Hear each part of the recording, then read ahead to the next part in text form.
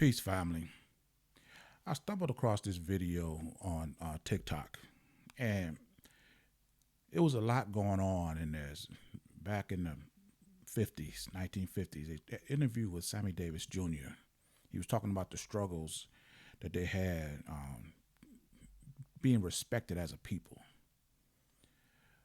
I'm going to stop this video from time to time, give my point out different areas that I think that we should be focusing on as a people. And at the end, I'm going to summarize. And I hope you give this video enough time to enjoy it with me, and so we can all learn together and get better together. So I can watch the video here. You can watch it there. So let's get started. Of prejudice, which I hadn't been aware of until I read your book, that particularly when you and your uncle and your dad went to play Las Vegas. Oh, yes.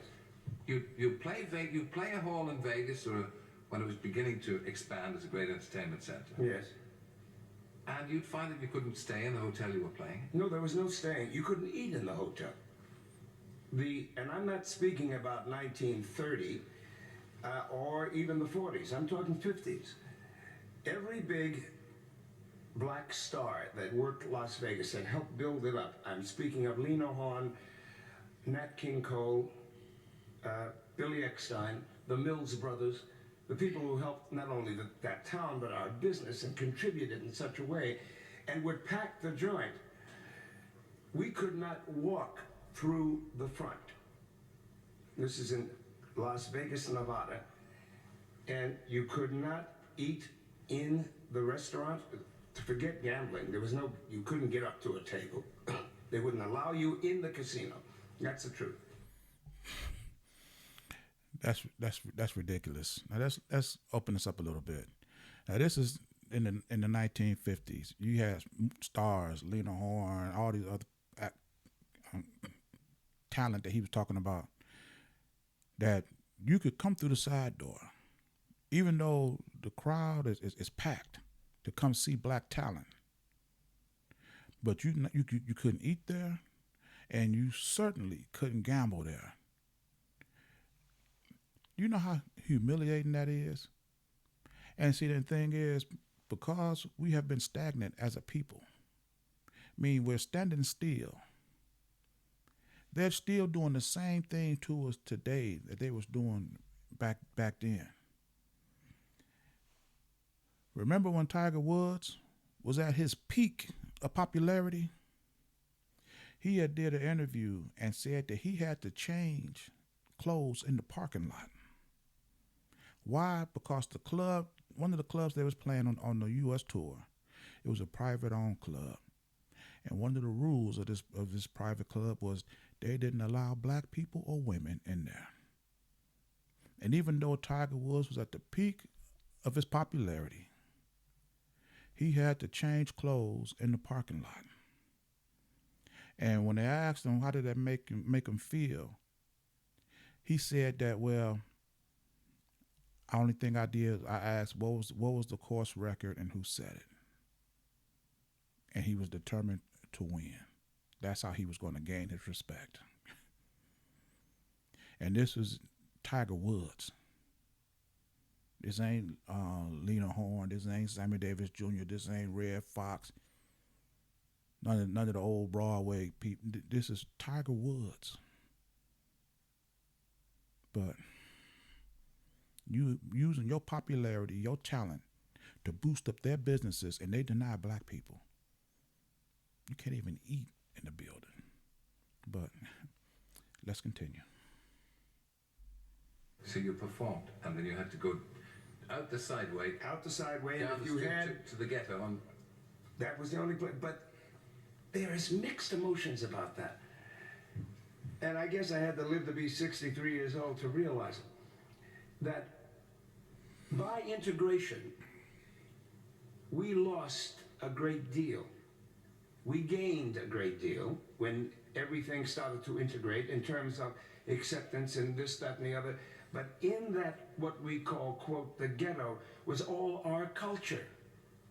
You understand what I'm saying? There was the colored barber shop, and I say colored because that was the terminology used in those days. There was the colored rooming house where we all stayed. There was community. And because we all suffered these indignities, it brought us, as black performers, closer together. And we shared experiences and we hung out. Soon as it started to open up like this, and everybody could stay at the hotel they were working in, we very rarely saw each other anymore. Ain't that sad? Now today, if you talk about black people doing for themselves, they'll sit up there and tell you that, well, we don't work together. We can't build with these the Negroes that's today, the same ones back then. The only difference is it was really blatant with the racism back then. You knew who your enemy is. They didn't care who you were, headliner or not. When you performed, when you got through, you go out the side door, period. But all white people got to do today is just let one of you Negroes in. Feed one of you. Let one of you use the bathroom, use the water fountain. And then that's somehow a victory for all black people. And see, black people, they segregated their community. They separated from them. They built their own. And in that segregation, they found themselves. And as long as white people denied them access, they realized their culture. You hear out the man's own mouth. He was living it. They had the barbershop, the housing, everything. Everything they was denied, they built for themselves. And then when Whitey said, you can integrate now, they was in such a rush to go back into the arms of the people who denied them all along the simplest dignity. You abandoned what you were. Now all the relationships that you done built, you lost it. You don't see each other no more. And for what? But let's continue. And it's a shame we lost that. It's too bad we couldn't have maintained a little better balance. Now you met Sinatra early in your career, Yes, didn't you? when I got out of the Army. When did you meet him? I still had my Army suit with the gold bird on it, right? See? And I could get free tickets. No, that's true. And you go up to NBC or CBS, and you'd say, point at your thing, and you had your hat on. The guy said, oh, well, the soldiers have come first. Discharged soldiers come first. They give you tickets. And one day, I'd been at the show. He was doing the old gold show then at the time. And I'd been at the show, seen it like 3 weeks in a row. And he recognized me. Because, first of all, there weren't a lot of black people going to see Frank Sinatra at the old gold show, So he kept looking out at the audience like this, So he comes out one day, and I'm standing by the stage door. And he looks at me and he says, didn't we work together once? And I said, yes, but it was only 3 days. We replaced an act when he was with Tommy Dorsey. He remembered. He said, yeah, you work with your family. I said, yeah. He said, hey, you come to see, he said, you're out, huh? I said, yes, I am. He said, you want to come next week? And I said, oh, could I? He said, yeah, come and watch rehearsal. And he turned to one of the guys. His man at the time was named Hank Sanacola. He turned to Hank Sanacola and he said, see Charlie over here? I said, my name is Sammy. He said, it's Charlie. He said, you see Charlie over here? When he comes here, make sure that he gets in for the rehearsal. He said, see you next week, kid. He got in his car. Look at the smile on this man's face. He just grinning from ear to ear because you standing next to Frank Sinatra, the man who couldn't even remember your name. But it didn't matter because he could name you whatever he wanted anyway. You just a Negro to him. And look at him. Sammy Davis Jr. said that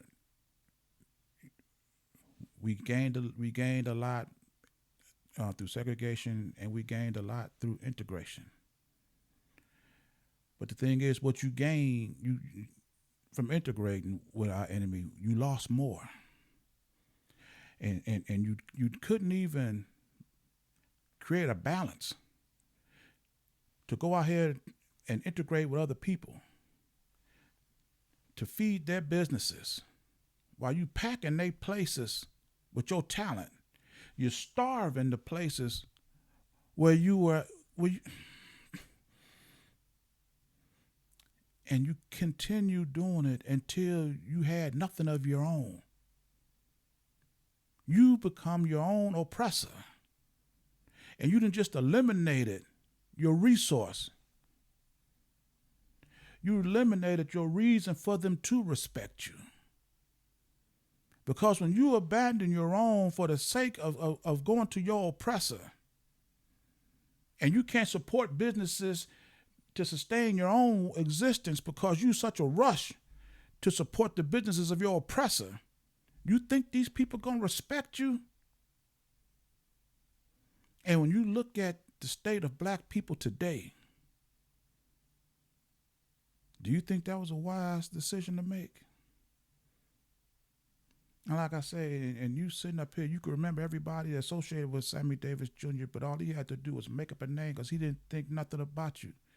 He recognized who you were, but gave you a whole new name. He could have called you Toby, and it wouldn't have made a difference because you sitting, the great Frank Sinatra actually recognized you. And you sitting in there wearing an army uniform. So not only are you being respected by this country, but you fighting a war to defend this country. That's not, oof, don't get me started. But let's continue. I drove off and it was heaven. I walked back to the hotel we were living in from Hollywood down to Fifth Street, man. It must be 20 miles. I just walked in heaven, floating lightly, because I had met this man and he remembered me. And that was the second beginning of our relationship. How much influence did he have on your career? It's immeasurable. Immeasurable. First of all, I wanted to be like him. I wanted to dress like him. I wanted to look like him. I took my hair and had it all done up with the curl cues down here. Yeah, but you can't impersonate. That's actually disgusting what he just said. I had a conversation earlier today, and that's one of the reasons why I'm doing this video. I was talking about how the Bible is against interracial marriage. And if it's actually a law that God don't want you to intermarry with other nations. And one of the reasons why it's God's law is because integrating with other nations opens you up to confusion, and it has you doing things that's out of the will and desire of God. Have you practicing things that you shouldn't be practicing, celebrating holidays that you shouldn't be celebrating, idolizing things that you shouldn't be idolizing. And seeing, despite living in the time where you couldn't even eat in the restaurant, you couldn't use the front door to the restaurant, you still wanted to idolize and be like Frank Sinatra. You want to look like him. You want to act like him. You want to do your hair like him. That is a complete violation of God's law. And you walking down the street, like you say, floating on air, walking for miles just because this white man who couldn't even remember your name recognized you.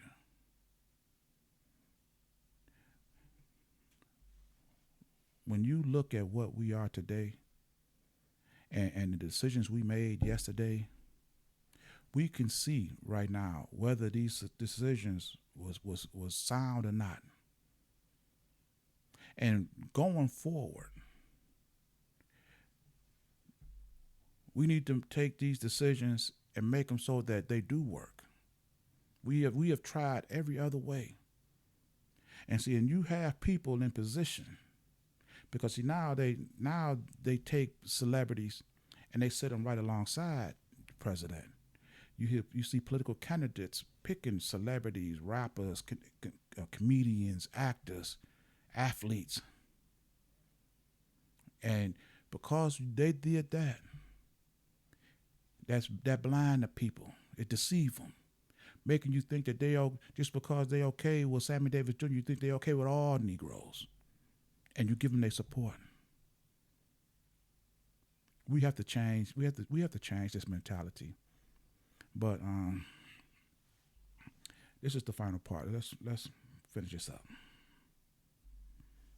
Oh, I used to. I used to do it. Can you still do his voice? No, I don't do it anymore. If I cock my eyebrow at you, what sound do you think it means? Look at this. What does this eyebrow mean? Well, it's either.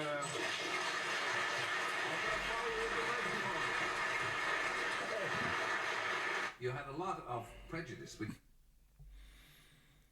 Look at him. Oh, I don't do it anymore. I don't imitate. I don't imitate. And the second he cock an eyebrow, here he go. Now, don't get me wrong. I love Sammy Davis Jr. I love his acting. I watched him as a kid. But now, through the eyes of an adult, I'm disappointed. You know, everything that we see today was around yesterday. And they are remaking all these things. They're remaking brooms. They're remaking rags. They're remaking how you could chop your vegetable. They were making everything. Everything that you had when they was first started inventing all these creations to make things easy in the kitchen, how to slice vegetables, how to fry in pans. Everything is being made better. How to squeegee your window. The only thing that has not changed is the civil rights movement.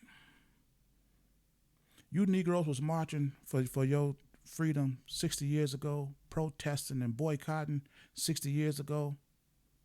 And today, y'all still doing the same thing.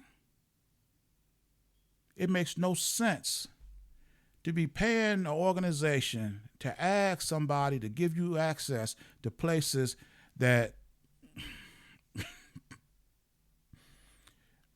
essential needs and services. Does it make any sense to pay somebody to ask somebody, and then when they say no, what if they reinvented the civil rights movement? As opposed to paying somebody to get permission to build, you paid an organization that actually built. Whatever you need, you want to get, they deny you access to a grocery store, join the civil rights movement, contribute to their organization, and have them build you your own supermarket. You want to make movies that respect black people, that put black people in the places of leadership, see them in healthy relationships with their wives, and encourage other people to do the same. Support an organization, and they'll build you a studio to do just that. You want better access to food and health, to lower your cost of living? Support an organization that'll create these businesses for you, as opposed to paying somebody to ask somebody for them to deny you. Just like with this big, beautiful bill that Donald Trump just passed. He giving permanent tax cuts to billionaires for 10 years. But there's no tax on tips. That only got 3 years. Are you sitting up there telling me that there's not a better way of living this life than we are right now? We can't be 50 years from now still struggling, trying to find dignity and respect in the company and businesses of our oppressor, where it can be not be denied at any opportunity. You know, a lot of work must be done to correct our people. But if we work together, it can be done in the blink of an eye. And if we were to start right now, we could see the results of our efforts by the end of this president's last and final big term in office. But I'm going to leave it right there. Leave your thoughts in the comment section. And I'm going to see you in my next video. Ashe.